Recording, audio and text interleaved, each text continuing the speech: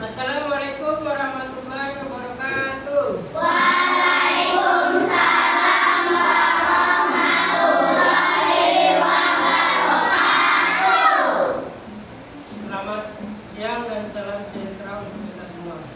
Baik, sebelum kita memulai pelajaran, Bapak minta kepada ketua kelasnya untuk maju memimpin doa ke depan. Silakan.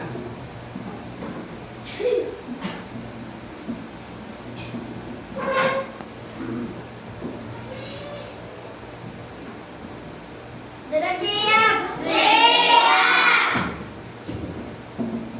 Sebelum kita belajar, mari kita berdoa menurut agama dan kepercayaan kita masing-masing. Berdoa dimulai. Bismillahirrahmanirrahim. Rabbi zidni ilman warzuqni fahman. Amin ya rabbal alamin. Beri salam. Assalamualaikum warahmatullahi wabarakatuh. Beri hormat. Selamat siang Pak Guru. Ya, terima kasih kelasnya akan kembali. Ya, hari ini kita akan belajar tentang coding dan kecerdasan artifisial. Apa itu coding dan apa itu kecerdasan artifisial? Nah, perhatikan di depan sini. Nah, sebelum mulai Bapak absen dulu ya. Ada yang dapat suara ini? Selamat. Ada. Ya, kerabat Nama kami. sama Fahmi ya. Oke, absen dulu Selamat ya. kami Rizky.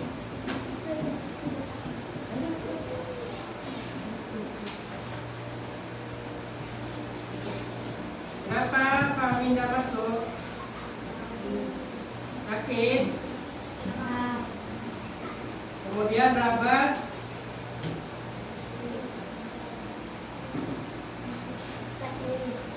Sakit juga. Ya, sudah ya. Kalau gitu kita mulai belajarnya.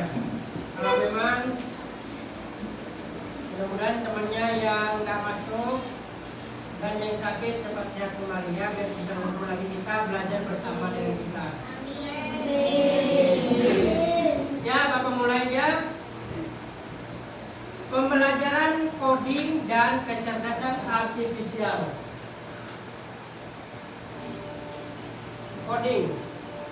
Coding itu adalah merupakan proses mengkonversi ide, keinginan atau solusi menjadi instruksi atau format yang dapat dipahami dan dijalankan oleh sebuah komputer dengan menggunakan bahasa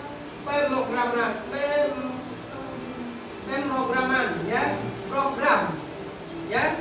Itu coding itu adalah sebuah program yang akan dijalankan oleh sebuah komputer. Nah, di sini coding juga dianggap sebagai pintu gerbang bagi peserta didik untuk memahami konsep-konsep dasar pemrograman dan logika komputasi. Pengenalan coding dapat membantu menyamai keterampilan berpikir kritis, kreatif, dan problem solving yang esensial di era digital saat ini. Nah, jadi kita sekarang ini kalau belajar, kita sudah bukan lagi di zaman dulu. Sekarang kita zamannya digital, apa-apa semuanya online. Nah, begitu juga nanti kita belajarnya tentang online. Nah, itu adalah coding, itu adalah programnya. Kemudian nanti itu program itu dapat berjalan apabila nanti ada sebuah yang namanya jaringan internet. Nah, itu adalah salah satunya. Nah, kemudian selanjutnya perbedaan antara coding dan pemrograman. Coding dan pemrograman adalah dua istilah yang saling terkait, namun keduanya memiliki perbedaan sesuai dengan konteksnya. Coding merupakan proses mengkonversi ide, keinginan atau solusi menjadi instruksi yang dapat dipahami dan dijalankan oleh sebuah komputer dengan menggunakan bahasa pemrograman. Nah, contohnya misalnya kalian di rumah, kadang kalian di rumah kan buka Google. Nah, buka Google, kalian biasanya di situ kalau malas mengetik, biasanya kalian menggunakan suara. Nah, perintah suara itu adalah salah satunya. Tuh. Jadi kita memberi perintah dari program itu dia akan mencarikan apa yang kita inginkan. Misalnya kita ingin mencari sebuah arti sesuatu, nah kita tinggal ngomong aja di situ dengan suara, nanti akan diberikan informasi tentang yang kita inginkan itu ya. Di sisi lain, pemrograman mencakup semua siklus pengembangan perangkat lunak, mulai dari perencanaan, analisis, desain, pengimplementasian, pengujian, hingga pemeliharaan sistem. Dengan kata lain, seluruh proses pemrograman mencakup coding, tetapi tidak terbatas pada coding itu sendiri. Nah, berikutnya. Kemudian berikutnya adalah metode pembelajaran coding. Pembelajaran coding dapat dilakukan melalui berbagai metode, antara lain yaitu yang pertama adalah plug coding yang memanfaatkan perangkat komputer dan perangkat lunak. Dan yang berikutnya adalah unplug coding yang mengajarkan konsep pemrograman tanpa menggunakan komputer melalui aktivitas basic, simulasi atau permainan, serta internet based coding yang memungkinkan pembelajaran melalui platform daring interaktif dengan koneksi internet. Nah, jadi di sini pembelajaran coding itu ada dua metodenya. Yang pertama itu adalah menggunakan plug coding. Plug coding itu adalah kita harus memiliki jaringan internetnya untuk menjalankan sebuah coding ini. Nah, pembelajaran itu wajib kita memiliki peralatan yang pertama, misalnya kalau kita tidak punya laptop atau komputer, kita bisa menjalankannya di HP. Nah, kita harus, dan HP itu harus terhubung dengan jaringan internet. Nah, kalau tidak ada jaringan internetnya, tidak bisa berjalan coding dengan cara plug ini ya. Jadi yang harus kalian lihat adalah coding plug itu dengan menggunakan jaringan internet. Nah, kemudian yang berikutnya itu adalah unplug coding. Unplug itu adalah pembelajaran dengan menggunakan konsep pemrogram tanpa menggunakan jaringan internet atau komputer. Nah, jadi kita kalau unplug ini tidak perlu menggunakan WiFi, tidak perlu menggunakan laptop, HP atau sebagainya. Nah, di sini cuma kalian bisa menggunakan tanpa, kalau bahasanya itu tidak harus dengan alat yang canggih ya. Dengan unplug ini kita bisa belajar dengan yang sederhana saja, tanpa harus memiliki alat-alat canggih seperti komputer, laptop ataupun HP. Nah, sampai di sini ada yang mau tanyakan dulu? Jelas coding dan kecerdasan artifisial dan metode pembelajaran coding. Kalau tidak ada, mau lanjut ya. Oke, berikutnya adalah berpikir komputasional. Berpikir komputasional merupakan kemampuan peserta didik dalam menyusun solusi masalah secara logis dan sistematis sehingga dapat diproses oleh manusia maupun komputer. Nah, sama tadi ini yang Bapak sebutin tadi, misalnya kita masuk ke dalam sebuah program di sebuah komputer atau laptop, itu misalnya di Google, kita mau googling apapun. Nah, di sini kita harus memberikan bahasa yang logis dan sistematis dan yang lengkap. Nah, misalnya kita ingin sesuatu mencari di Google itu, kita harus memberikan informasi yang logis dan sistematis dan detailnya, kita harus memberikan informasinya. Kalau tidak detail, kita juga nanti informasi yang diberikan sama jaringan itu tidak akan detail juga. Nah, jadi harus kita memberikan informasi yang sangat detail. Nah, sehingga informasi yang kita dapatkan bisa lengkap dan bisa sesuai keinginan kita, ya. Nah, lanjut, pembelajaran berpikir komputasional dapat dilakukan dengan dua pendekatan utama, yaitu pendekatan plug dan pembelajaran unplug. Ya, sama dengan tadi. Plug itu pembelajaran dengan menggunakan jaringan internet. Kalau unplug tidak perlu menggunakan jaringan internet. Nah, ini kurang lebih dengan yang sudah dijelaskan tadi, plug dan unplug. Nanti Bapak di terakhir-terakhirnya nanti Bapak akan memberikan contoh pembelajaran dengan menggunakan unplug. Nah, misalnya kalau kita tidak menggunakan jaringan internet, seperti apa sih contohnya untuk pembelajaran unplug-nya? Nanti akan Bapak kasihkan contohnya, ya. Oke, Bapak lanjut. Nah, kemudian prinsip berpikir komputasional. Nah, dekomposisi atau pemecahan masalah. Memecah masalah kompleks menjadi bagian-bagian yang lebih kecil dan lebih mudah dikelola atau bisa dipahami dengan sederhana. Sebagai pemecahan masalah besar menjadi bagian yang lebih kecil. Nah, ini adalah contoh prinsip berpikir komputasional dengan cara pemecahan masalah. Nah, pemecahan masalah ini di sini adalah kita harus memecahkan bagian yang lebih kecil dulu dan yang lebih mudah atau yang bisa kita pahami dulu. Nah, jadi kita memecahkan yang dari yang kecil dulu permasalahannya, baru ke bagian yang besar, sehingga menjadi bagian yang lebih kecil juga lagi permasalahannya. Nah, contohnya di sebelah sini ada kegiatan yang bisa dilakukan untuk memahami arti dari dekomposisi atau pemecahan masalah, ya. Nah, misalnya di situ peserta didik kurang di situ.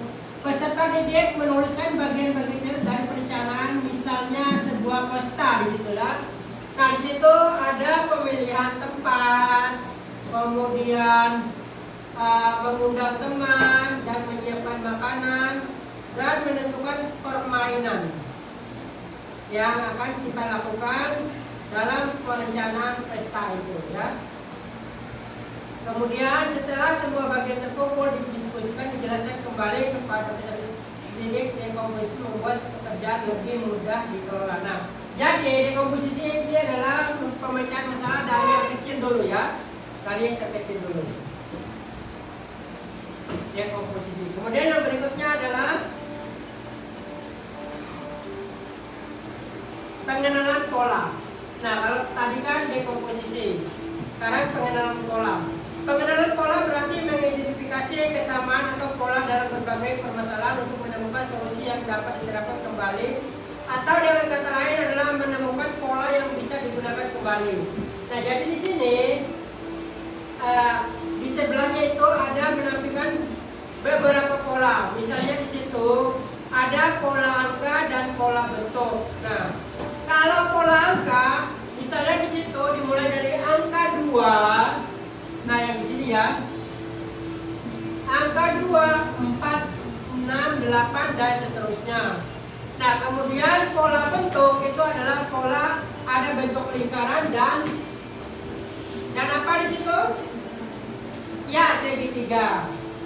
Lingkaran dan segitiga, pola bentuk. Nah, yang pertama itu adalah lingkaran, kemudian segitiga, kemudian lingkaran lagi, dan kemudian segitiga lagi, ya.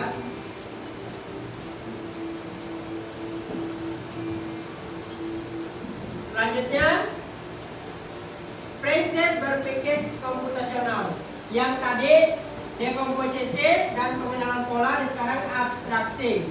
Abstraksi adalah menyaring informasi yang tidak relevan dan hanya mengambil bagian yang penting untuk menyelesaikan masalah.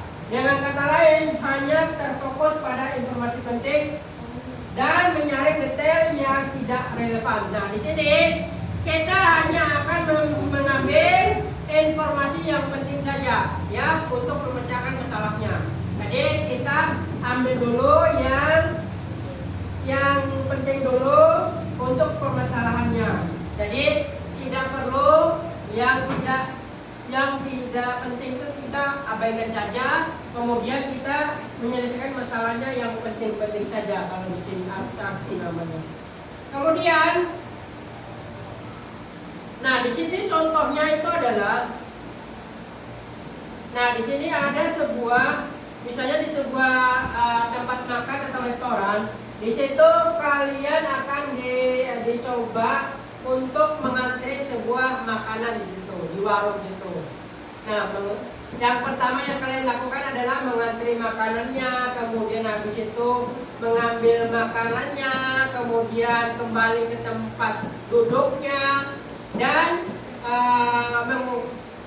memakan makanan yang sudah kalian ambil tadi. Dan yang terakhir itu adalah apa yang terakhir? Setelah kita makan kalau kita ke warung, ya? Membayar. Ya, membayar. Nah, setelah itu baru kita membayarnya. Itu adalah namanya abstraksi, ya.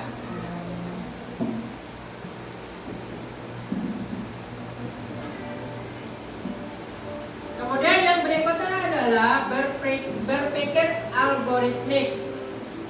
Berpikir algoritmik yaitu menyusun langkah-langkah, instruksi ataupun prosedur yang sistematis untuk menyelesaikan suatu masalah tertentu. Nah, di sini adalah berpikir algoritmik yaitu menyusun langkah-langkahnya yang kita susun untuk menyelesaikan sebuah masalah ini. Nah, di situ langkah-langkahnya itu adalah menyiapkan beberapa lembar buku berisi langkah-langkah membuat sesuatu. Tetapi dalam urutan yang acak. Misalnya membuat origami atau menggambar rumah. Nah, di situ.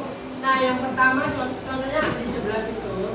Mungkin aku kurang jelas ya. Gitu. Nah, itu contohnya di situ adalah yaitu misalnya membuat origami atau menggambar rumah. Nah, yang pertama yang kalian lakukan ketika menggambar, apa yang kalian lakukan? Ya, menyiapkan peralatan menggambarnya. Ya, menyiapkan peralatan menggambarnya. Kemudian yang berikutnya lagi, ya, atau langkah selanjutnya itu adalah membuat apa? Sketsa. Ya, membuat sketsa sebuah gambar. Nah, setelah itu kalian akan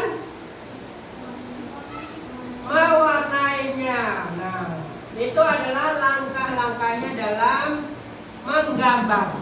Misalnya kalau menggambar rumah, nah yang pertama kita adalah menyiapkan bahannya, kemudian membuat sketsa sebuah rumah, kemudian mewarnainya. Nah, jadilah sebuah gambar rumah.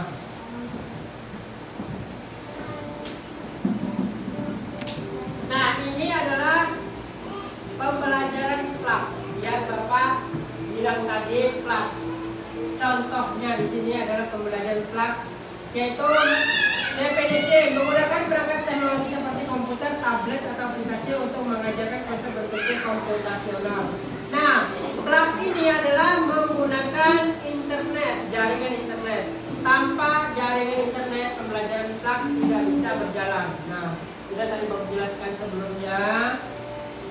Kalau plak itu adalah menggunakan jaringan internet. Contohnya di sebelah situ adalah berbagai macam game di sebelahnya itu. Nah, kebetulan kemarin waktu bapak plaknya itu bapak juga diajarkan membuat sebuah game kemarin. Nah, contohnya di sebelah situ ada gamenya. Nah, game-game yang dibuat kemarin atau diajarkan kemarin itulah adalah game sederhana saja ya. Bukan game-game yang agak rumit, karena itu kemarin pelatihannya itu masih pemula, guru-gurunya kemarin. Nah, salah satunya itulah adalah penggunaan website Street atau Street Junior untuk memahami algoritma dan pemrograman. Nah, kemarin itu ada websitenya yang diberikan oleh pematerinya untuk membuat sebuah game. Game itu game yang sederhana saja kemarin, yaitu game lomba atau balap sebuah lomba balap hewan kalau kemarin itu yang dicontohkan atau yang diajarkan di kemarin sana. Nah, kemarin kebetulan Bapak ngambilnya kemarin membuat gamenya itu yaitu beruang sama kelinci kemarin yang membuat di sana kemarin. Lomba berlari ya namanya hewannya di situ ya. Ya, sekali lagi Bapak ingatkan itu adalah pembelajaran TAP itu wajib menggunakan jaringan internet. Kalau tidak ada jaringan internet tidak bisa berjalan ya. Sampai di sini ada yang menanyakan dulu? Ya. Oke, lanjut ya. Nah, pembelajaran unplug. Ya, pembelajaran unplug ini adalah pembelajaran tidak menggunakan perangkat elektronik, tetapi tetap mengajarkan konsep komputasional melalui aktivitas fisik dan permainan. Contoh permainan algoritma di mana peserta didik menyusun langkah-langkah sesuai dengan arahan pada lembar permainan dan lain sebagainya. Nah, di situ pembelajaran unplug itu tidak menggunakan jaringan internet. Jadi pembelajarannya tetap akan berjalan tanpa menggunakan internet. Nah, contohnya di sini adalah permainan algoritma di mana kita menyusun langkah-langkah. Nah, di sini ada langkah-langkahnya yang ditandai dengan tanda panah, ya. Berarti kalau tanda panahnya ke sana, berarti disuruhnya ke arah sana. Kalau tandanya ke atas, berarti dia harus berbelok ke atas, ya. Ya. Nah.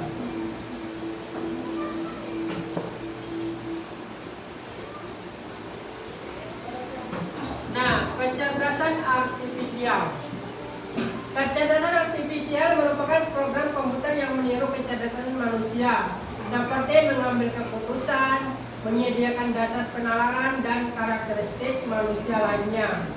Secara sederhana, kecerdasan artifisial adalah teknologi yang membantu komputer belajar dari pengalaman dan melakukan tugas tanpa selalu perlu diperintah oleh manusia secara langsung. Secara sederhana, cara kerja kecerdasan artifisial terdiri dari 3 tahap. Tahap utama, yang pertama adalah data. Kemudian pelatihan model atau sebagai prosesnya, dan prediksi dan outputnya sebagai luarannya. Nah, dalam sebuah komputer itu kita akan memasukkan atau misalnya kita membuat sebuah robot. Nah, jika kita membuat sebuah robot, yang pertama yang kita lakukan adalah memasukkan data dulu. Datanya.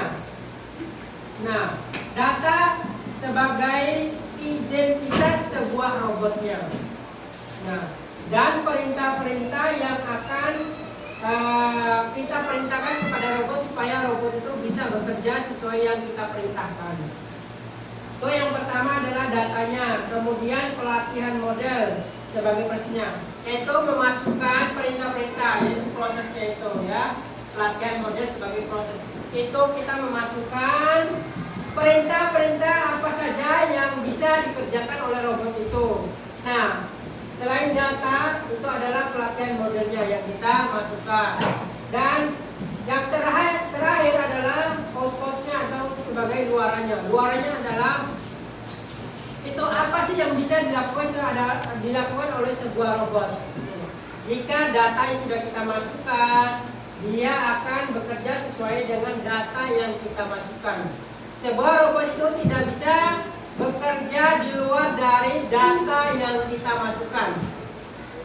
Itu adalah kekurangan dari sebuah program.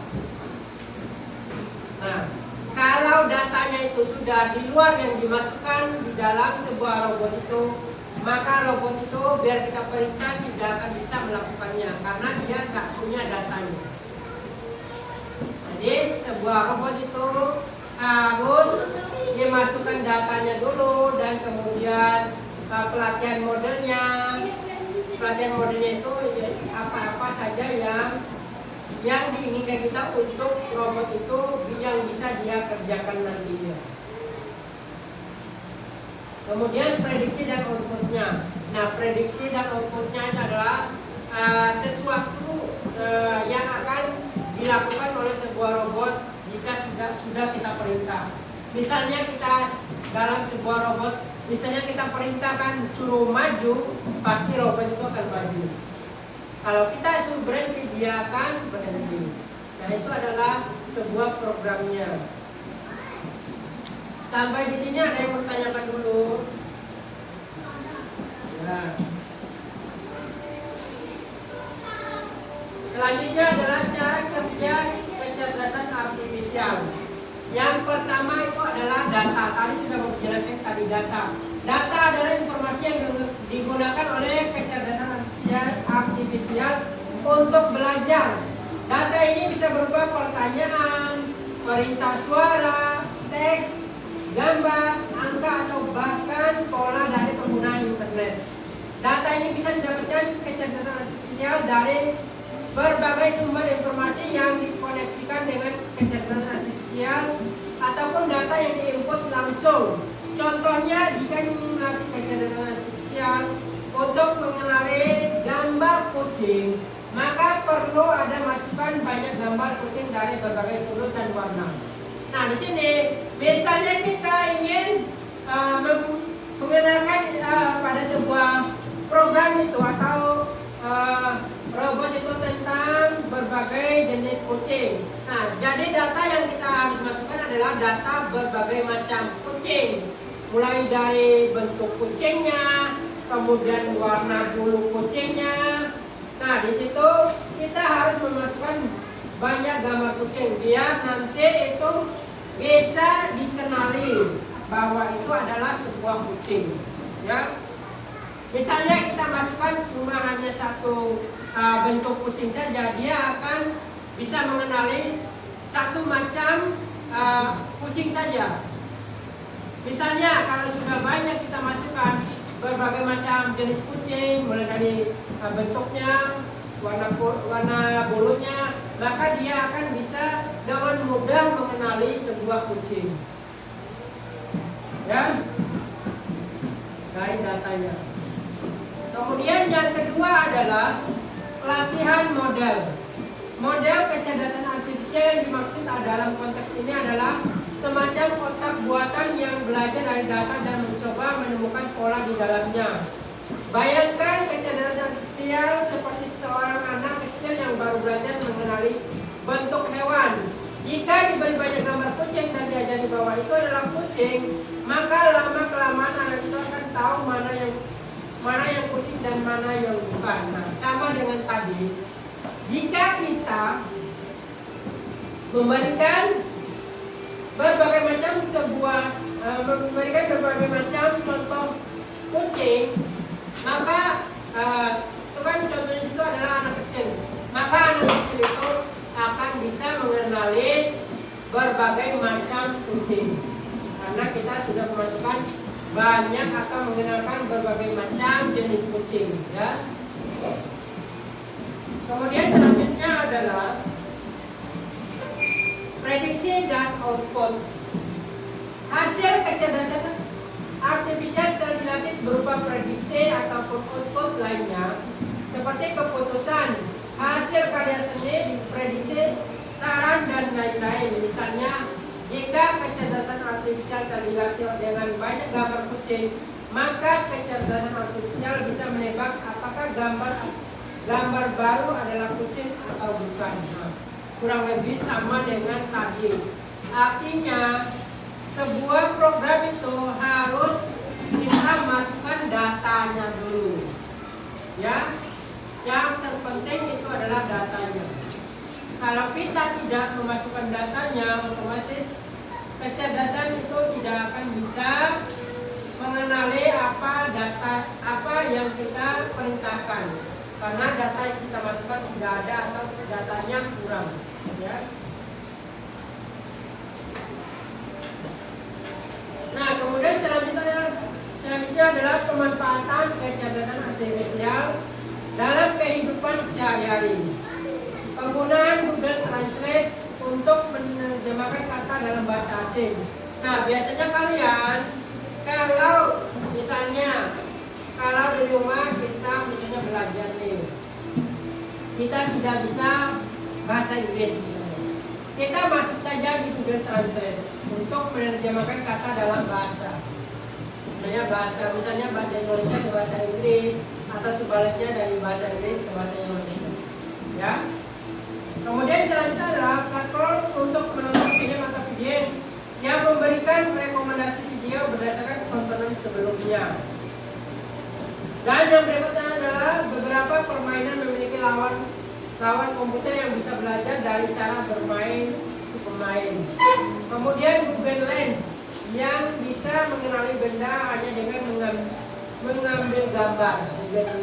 Namanya itu adalah Google Lens, yaitu mengenali benda hanya dengan mengambil gambarnya. Misalnya kalau kita itu namanya itu contohnya seperti QRIS. Nah itu kita cuma disediakan sebuah gambar barcode. Nah dia akan bisa mengenali. Kemudian Google Assistant yang bisa menjawab pertanyaan seperti berapa suhu hari ini. Nah Google Assistant ya itu adalah bisa menjawab pertanyaan.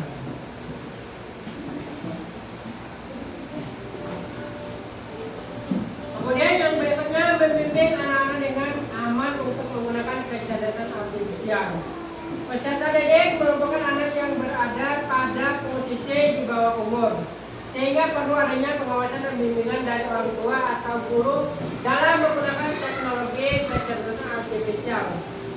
Cara yang bisa dilakukan yang pertama adalah gunakan fitur parental control pada aplikasi YouTube Kids. Nah, jadi di sini biasanya kalau kita menggunakan YouTube yang YouTube biasa, bukan YouTube Kids, itu biasanya itu kadang ada gambar-gambar yang kurang atau gambar yang tidak seharusnya kalian lihat. Ya. Nah, makanya orang tuanya harus menggunakan fitur parental control namanya. Ya. Kemudian ajarkan kesadaran untuk tidak memasukkan data pribadi di aplikasi kecerdasan tanpa izin orang tua. Nah, jadi kalian kalau dalam kecerdasan artifisial kalian jangan menggunakan atau memasukkan data pribadi. Nanti jika kalian masukkan data pribadi kalian, nanti data kalian akan disalahgunakan sama orang yang tidak bertanggung jawab. Ya. Kemudian yang berikut adalah dorong pesertanya untuk bertanya kepada guru atau orang tua jika menemukan informasi dari kejadian yang mencurigakan. Nah, jika ada sesuatu yang mencurigakan dari kecerdasan artifisial, kalian harus bertanya kepada orang yang lebih memahami. Contohnya itu adalah orang dewasa atau guru. Saya kan di sekolah gurunya boleh bertanya, ya. Oke, terima kasih. Ya. Sampai di sini ada yang menanyakan dulu sebelum Bapak lanjut. Ya, ayo silakan.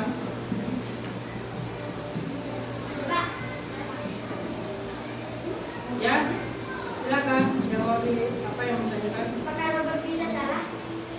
Apakah robot bisa salah? Bisa. Kenapa bisa? Mungkin perintah yang kita berikan itu kurang jelas atau tidak detail. Nah, jadi kalau sebuah robot kita perintahkan, kita harus memberikan informasi yang detail, ya.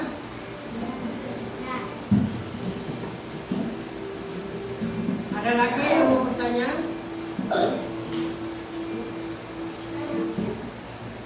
Apakah Google Translate bisa semua bahasa? Bisa, semua bahasa.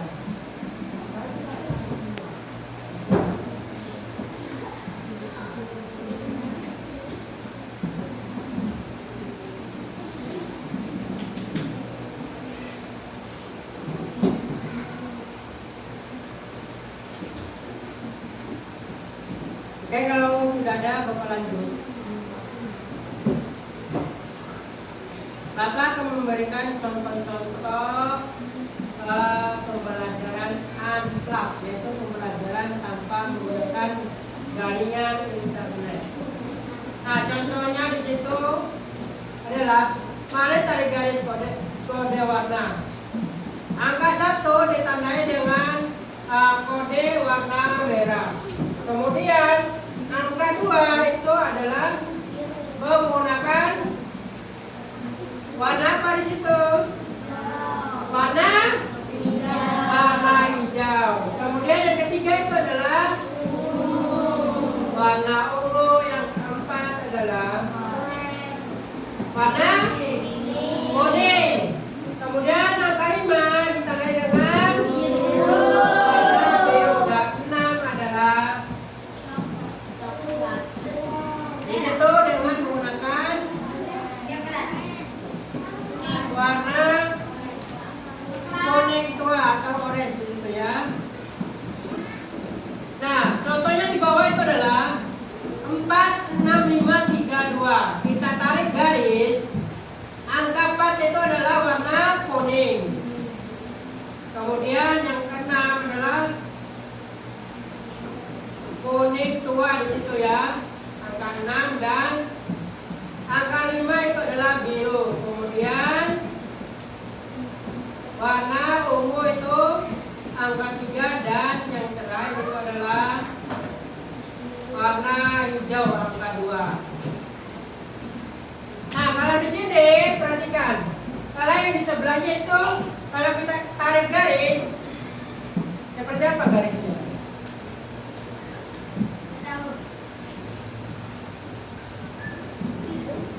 Angka 3 berarti dari warna ungu. Kemudian angka 2 warna hijau berarti ke sini. Kemudian biru. Kemudian angka 6 ke sini. Kemudian angka 4 itu adalah ke bawah sini. Ya. Kalau ditarik garis pakai spidol.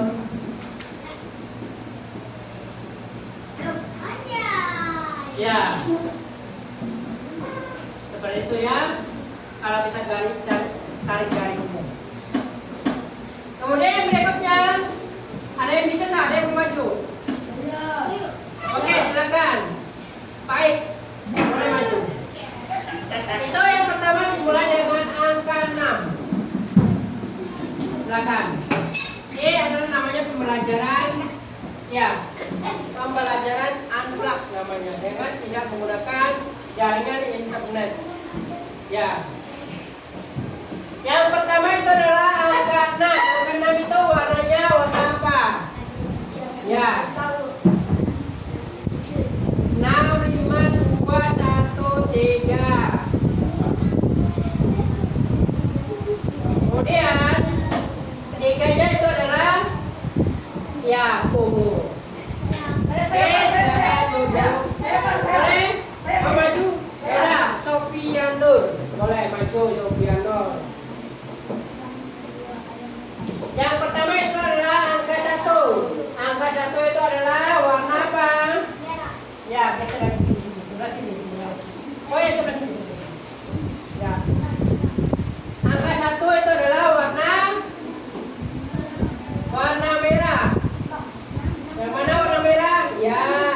Kemudian 6. Ya, 6 dulu. 6. 1. Kemudian 4. 4 itu adalah warna 4. Ya. Ayo.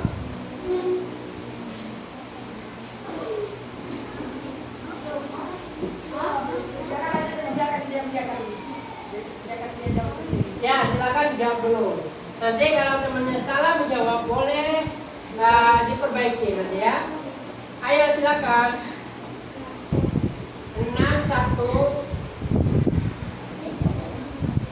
Ya, 6. 4.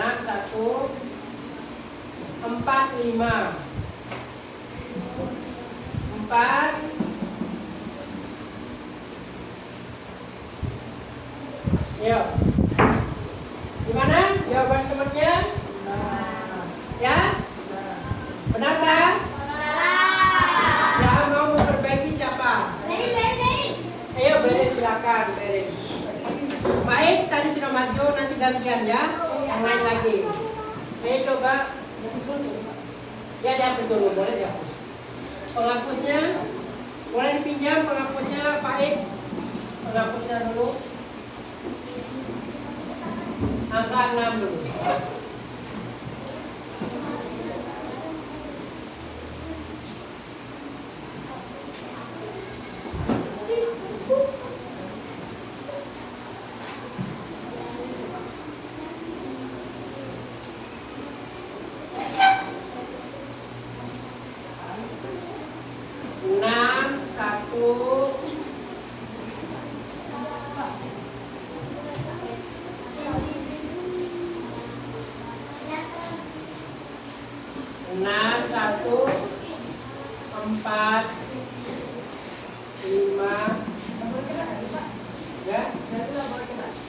Nggak boleh harusnya.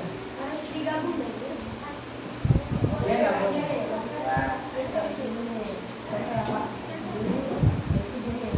Nggak boleh. Nggak boleh dia menyentuh gambarnya apa namanya garis yang lain. Ya. Ya silakan.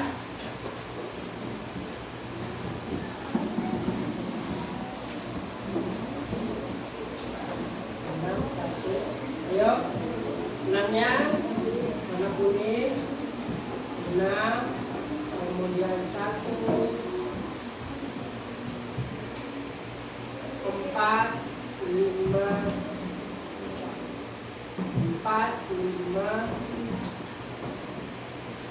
2.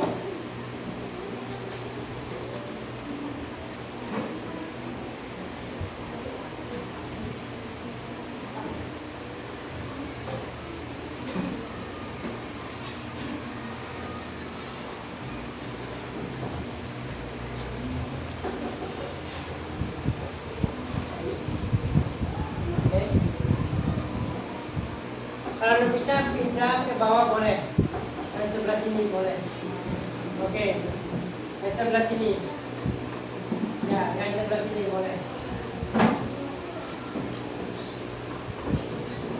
Ayo beri yang sebelah sini.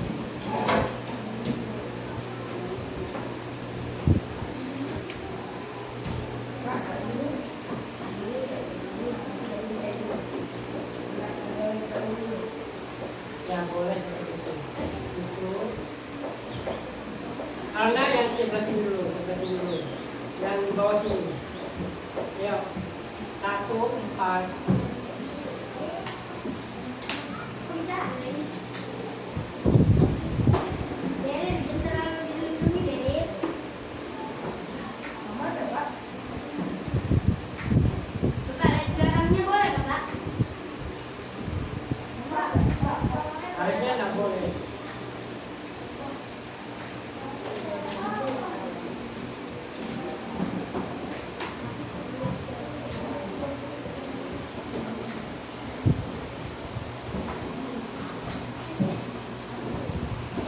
Tulis tidurnya kalau benda digunakan nanti dia akan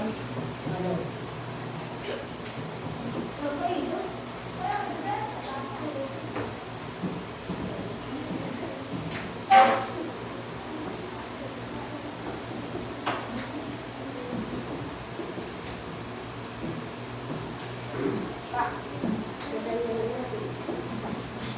Barangnya sudah dibuat.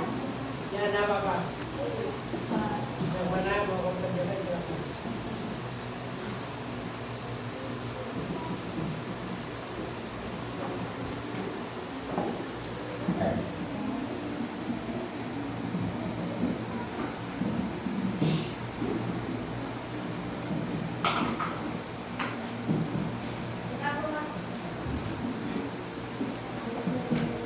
Oke, sini berin tidurnya. Oke, jadi silakan duduk dulu. Nah, itu adalah pembelajaran amplak dengan cara tarik garis. Nah, kemudian yang berikutnya ada lagi yang berikutnya angka warna.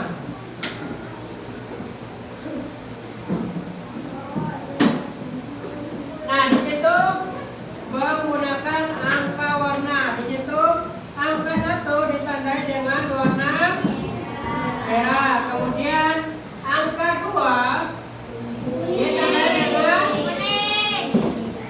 Kemudian angka 3 ditandai dengan hijau dan 4 ditandai dengan dan 5 warna ungu. Nah, contohnya di bawah itu adalah yang merah angka 1, kemudian ungu angka 5, dan kuning angka 2, 3 itu hijau, dan 4 itu warna biru. Nah, yang di sebelahnya itu adalah itu warna kuning. Warna kuning itu adalah angka berapa? Angka 2. Kemudian yang berikutnya adalah warna biru. Itu adalah angka 4. Dan yang berikutnya lagi adalah kemudian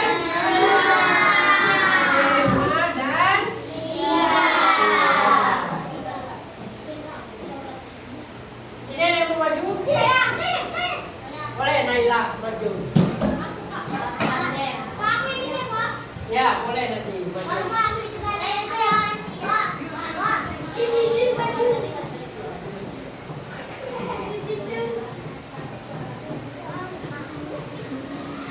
Ya, silakan Naila.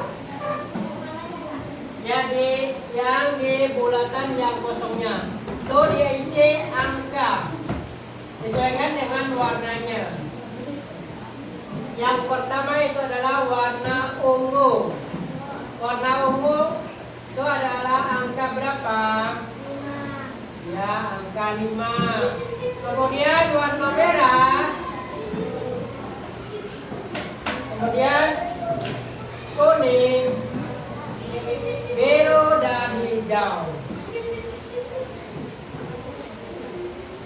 Ya. Ada lagi yang mau pakai?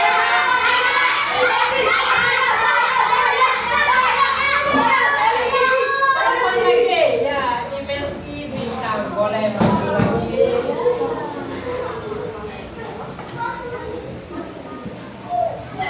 Ayo email.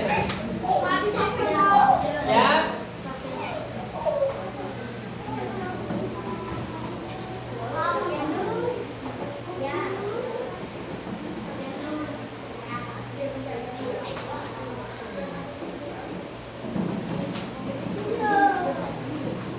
Nah, dan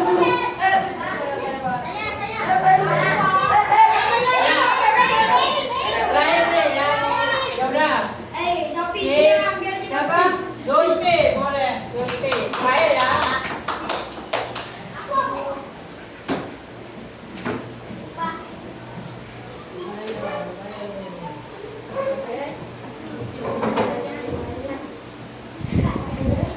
Ayo Joyce.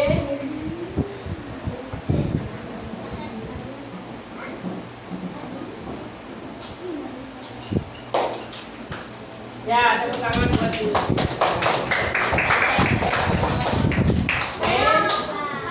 Masih sisa 3.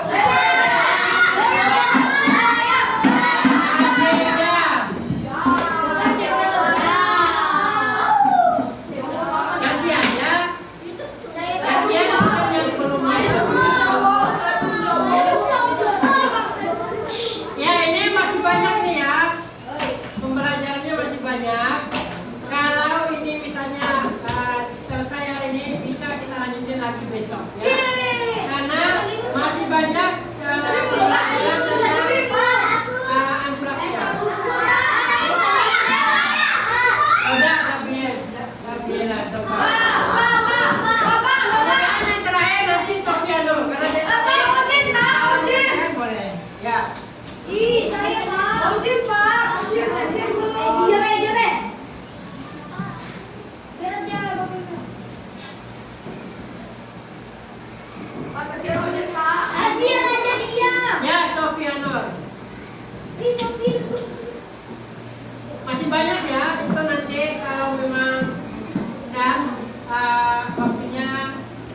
Gano kita lanjutkan lagi besok.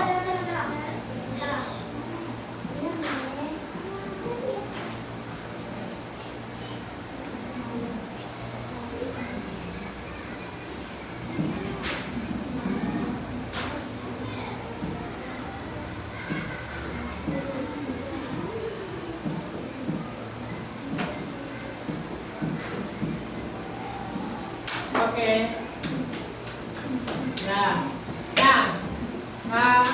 Di sini adalah angka warna. Nah, ini adalah salah satu contoh dari pembelajaran akhlaknya, yaitu tanpa menggunakan jaringan internet, ya.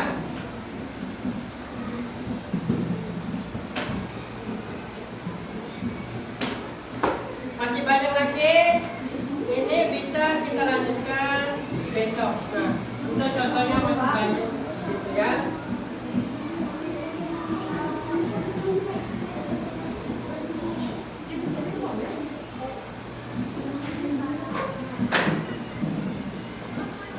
Ya, mungkin itu aja yang bisa Bapak sampaikan hari ini. Kita lanjut lagi besok.